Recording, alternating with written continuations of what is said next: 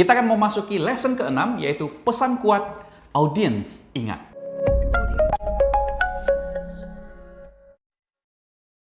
Nah, ketika kita menyusun sebuah pidato, pastinya kita harus memiliki sebuah kesan atau sebuah pesan. Dan pesan ini yang harus diingat oleh audiens kita. Nah, bagaimana pesan yang bagus?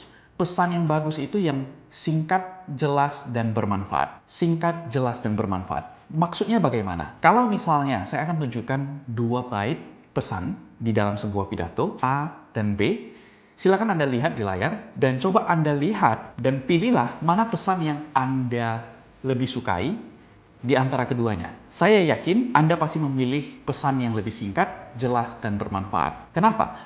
Karena pada dasarnya manusia memiliki attention span yang cukup singkat, dan kalau misalnya kita ingin membuat audiens gampang mengingat pesan-pesan kita, maka kata kuncinya adalah kurang dari 10 kata.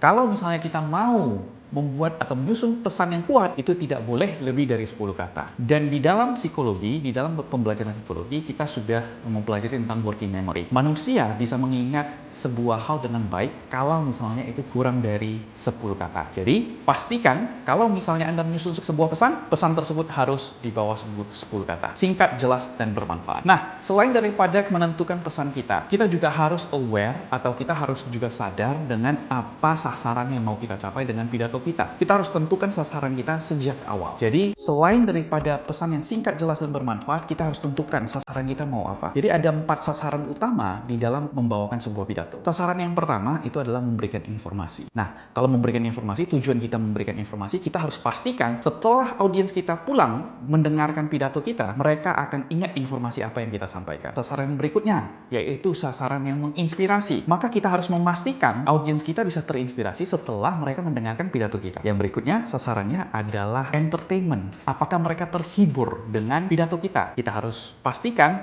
audiens terhibur setelah mendengarkan presentasi maupun pidato kita. Dan yang terakhir adalah persuasi. Apakah mereka terpengaruh untuk melakukan sebuah aksi setelah mereka mendengarkan pidato kita? Jadi, ada 4 sasaran di dalam sebuah pidato. Yang pertama adalah memberikan informasi, kedua adalah memberikan inspirasi, yang ketiga adalah menghibur, dan yang keempat adalah persuasi. Jadi, keempat sasaran ini harus kita tentukan sejak awal.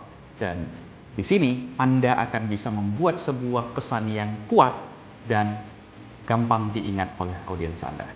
Ini adalah tips tambahan untuk memperkuat pesan Anda, untuk memperkuat dan memberikan kesan yang kuat dari pesan Anda. Nah, ada 5 hal yang perlu Anda hubungkan di dalam pesan Anda sehingga pesan Anda menjadi sangat kuat. Dan 5 hal ini adalah 5 hal yang dicari oleh manusia. Dan kami singkat menjadi 5P. Yang pertama adalah pleasure, yang kedua itu adalah prospect, yang ketiga adalah profit, yang keempat adalah peace, yang kelima adalah pride. Kalau misalnya kita menjelaskan satu persatu, yang pertama adalah kesenangan. Apakah setelah mendengarkan pidato kita atau presentasi kita, mereka bisa mendapatkan kesenangan? Apakah mereka bisa mendapatkan harapan atau prospek setelah mendengarkan presentasi kita? Apakah audiens bisa mendapatkan keuntungan atau profit dari hasil mendengarkan pidato kita? Yang keempat adalah apakah mereka bisa mendapatkan kedamaian setelah mendengarkan pidato atau presentasi kita? Dan yang kelima adalah apakah mereka bisa merasa bangga setelah